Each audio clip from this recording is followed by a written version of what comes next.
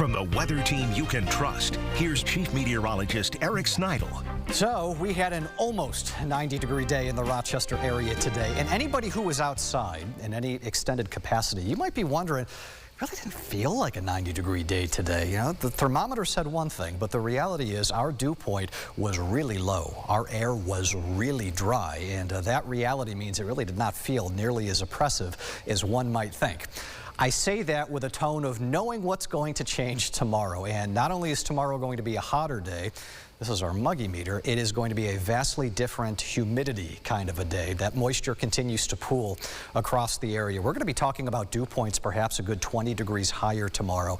We could be closer to 70 degrees in the dew point department, and when your air temperatures are in the low 90s, yeah, you better believe that's going to be headline worthy in the heat department. Speaking of heat advisories, not just for some, but for everybody. I guess it's always nice when Mother Nature and the National Weather Service just make life easy and we're not being nitpicky with different counties with this. Everybody's going to be contending with a heat index close to 100 degrees. A refresher out of this, because some of you might remember about 2 weeks ago, we had 3 straight days with that, an extreme heat warning. What's the difference?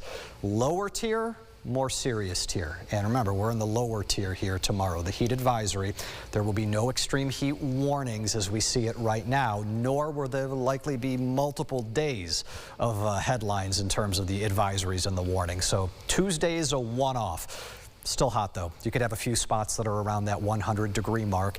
It's probably worth noting because a lot of people might assume, hey, I'm going to go to the lakeshore on Lake Ontario and that lake breeze is going to be much more comfortable.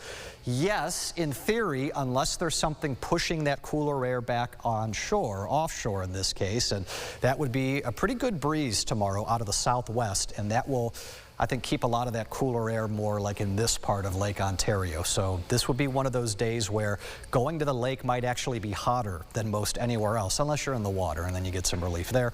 Heat index numbers by Wednesday, still toasty, but down closer to 90 degrees. It would be nice for our in-house models to be suggestive of some kind of rainfall.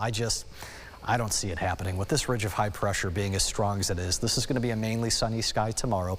Mostly sunny to partly cloudy into Wednesday. Even there, it's tough to find a pathway here to any kind of meaningful rainfall, and that might be a statement that we've got to hold with all the way through the end of the week. It might take until the weekend for that to finally change. But the difference with this and why this is not going to be a heat wave, as quickly as that strong ridge builds in, it will be forced to get repressed back off to the west and to the south by troughing into New England and Canada, and it puts us in a really nice in-between, to be honest with you, weather-wise, for the end of the week. We'll be talking about highs falling back closer toward 80 degrees by Friday, and I know we could actually use some rainfall. It's getting a touch dry out there on the lawn. Saturday looks like it could be your day.